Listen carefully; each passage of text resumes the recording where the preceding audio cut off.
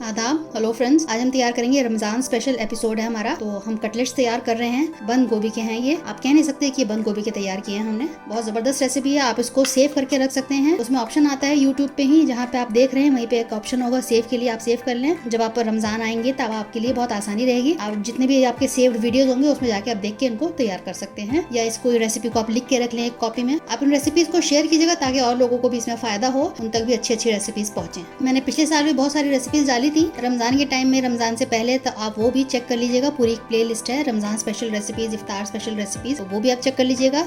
और इस बार भी मैं नई नई तरीके से रेसिपीज लाऊंगी आपके लिए, तो आप सारी वीडियो जरूर देखिएगा। मेरे चैनल को आप सब्सक्राइब कर सकते हैं, बिल्कुल फ्री है। मैं आपको एक बार तोड़ के दिखा देती हूँ।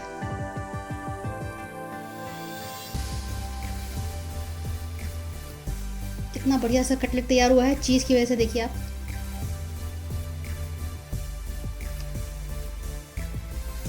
बाकी इंग्रेडिएंट्स आप देख लीजिए। मैंने बचे हुए चावल लिए हैं, ये थोड़े चावल ले लिए, मैंने मैश कर लिया है। बाकी हरा धनिया है, नमक है, ये मैंने चाट मसाला लिया है, हाफ टी स्पून, 2 हरी मिर्च काट लिया है। बाकी हाफ टी स्पून कश्मीरी लाल मिर्च है, और 1/4 टीस्पून हल्दी है, 1/4 टीस्पून काली मिर्च है, हाफ टी स्पून गरम मसाला है। तो सारी चीजें इसमें हम डाल देते हैं। अभी 1 मुट्ठी के आसपास मैंने इसमें चावल डाला है। इसको हाथ से आप इसको थोड़ा सा इस तरह से क्रश कर लें। सारी चीजें इसमें हम डाल देते हैं। सारी चीज़ें मैंने इसमें डाल दी हैं। बंद गोभी को हम इलेक्ट्रिक चॉपर में करेंगे। आपके पास जो भी चॉपर हो आप उसमें कर लीजिएगा, क्योंकि हमें बहुत बारीक चाहिए। आप हाथ से कर सकते हैं तो हाथ से कर लीजिएगा। तो उसमें हम सारा चॉप करके इस बैटर में, जो हमने सारे इंग्रेडिएंट्स में मिलाए हैं, इसमें ऐड कर देंगे। तो मैं आपको काट कर मिलाकर दिखाती हूँ। तो मैंने इसको 2 हिस्सों में 2 बार में इसको ग्राइंड किया है, मैंने चॉप किया है, यानी कि बंद गोभी को चॉपराइजर में। ये बहुत ही काम का चीज़ है। अगर घर में होता है तो काम बहुत आसानी से होता है। इतना बारीक देखिए कितना कट जाता है, वरना इसी को हम हाथ से काटने चलेंगे तो बहुत टाइम लग जाएगा।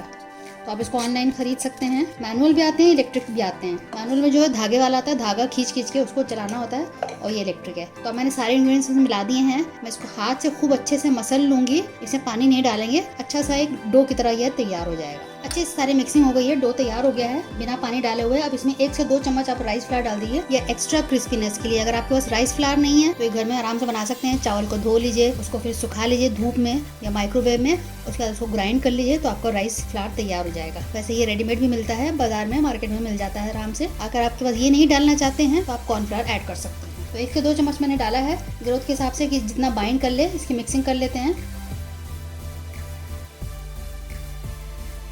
रमज़ान स्पेशल एपिसोड है। आप इसको अभी से अपना तैयारी कर सकते हैं, अपने दिमाग में आइडियाज़ रख सकते हैं कि आपको रमज़ान में क्या क्या बनाना है। तो अच्छे से तैयार हो गया है। तो हम क्या करेंगे, इस तरह से इसके गोले तैयार करेंगे। आप देखिए बाइंड हो रहा है अच्छे से, कोई दिक्कत नहीं आ रही है। अब मैं पहले थोड़ा सा हाथ धो के आपको बाकी चीज़ें मैं दिखा देती हूँ। उसके अंदर हम चीज़ का इस्तेमाल करेंगे, कैसे करना है वो भी मैं दिखा देती हूँ। थोड़ा सा मैंने इसमें चीज़ डाला है। आपके पास जो भी अवेलेबल हो, जो आपको पसंद हो आप डाल लें। चीज़ का ऐसा कोई मसला नहीं है, आप चाहे तो छोड़ भी सकते हैं, ऐसे भी अच्छा रहेगा। तो इसको मिक्सिंग कर लेते हैं दोबारा से।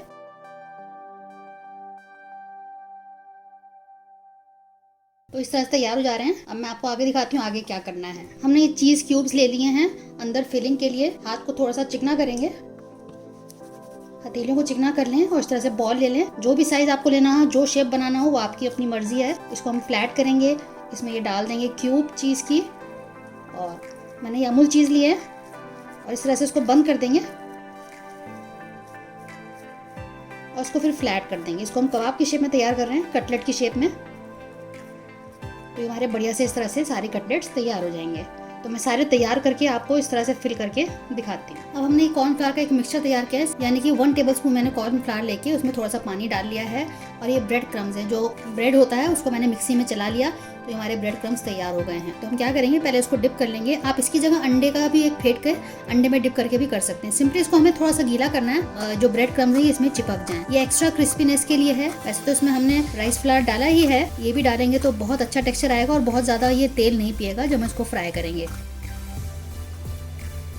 तो इस तरह से हम सारे तैयार कर लेते हैं। तो मैंने इसको शैलो फ्राई कर रही हूँ, उसको डीप फ्राई नहीं कर रहे हैं। अगर आप चाहें तो उसको डीप फ्राई भी कर सकते हैं। और शैलो फ्राई करने में, क्योंकि हमने इसमें ब्रेड क्रम्स लगाए हुए हैं, तो इसलिए तेल ये कम सोखेगा। जो आप रमज़ान में तैयार करके रख सकते हैं, आप इसको फ्रीज करके रख सकते हैं। बस तलिएगा नहीं, आप ऐसे ही इसको रख दीजिएगा। जैसे मैंने ब्रेड क्रम्स लगाया, उसके बाद उसको आप किसी एयर टाइट कंटेनर में बंद करके फ्रीजर में रख दें। 5 से 7 दिन आराम से ये चल जाएगा। और जब आपको करना हो, जब निकालें टाइम पे और उसको फ्राई कर लें, तो बढ़िया से आपके स्नैक इफ्तार के लिए तैयार हो जाएंगे। तो अभी मैं सारे नहीं तल रही हूँ, इसलिए मैंने सारे में ब्रेड क्रम्स नहीं लगाए हैं। अभी मुझे जितना ज़रूरत है, अभी फिलहाल वीडियो बनाने के लिए मैंने जल्दी से आपको ये 3-4 बना के मैं आपको दिखा देती हूँ। तो बिल्कुल शैलो फ्राई करना है, कम तेल में करना है। मैंने इसमें जो आलू डाला है और चावल डाला है, उसकी क्वांटिटी आगे पीछे कर सकते हैं। आप आलू ज़्यादा कर ले, चावल कम कर लें, चावल ज़्यादा कर ले, आलू कम कर लें, तो ये आपकी चॉइस है। आप दोनों में से कुछ भी कर सकते हैं। अगर आप चाहें तो आलू ना डालें, सिर्फ चावल का बना लें, और नहीं चाहते हैं तो चावल ना डालें, आलू मिला लें। तो जो बाकी जो मैंने चीज़ें बताई हैं, 2 ऑप्शनल हैं, दोनों में से कोई एक कर लें या दोनों इस्तेमाल कर लें, तो ऐसे भी हो सकता है। तो देखिए बढ़िया तरीके से ये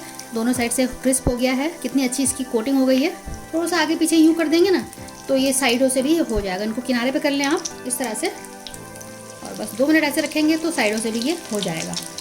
इस तरह से तेल भी कम लगता है, अदरवाइज़ तेल बहुत वेस्ट होता है, और आप एक ही तेल को बार बार यूज़ करना ये सेहत के लिए अच्छा भी नहीं है। तो इसलिए कम तेल में करते हुए हमारा काम भी हो जाए और तेल भी ज़्यादा वेस्ट ना हो। 1 से 2 बार आप तलिए, उसके बाद तेल को डिस्कार्ड कर दीजिए। तो देखिए इस तरह से साइड से हो गया है।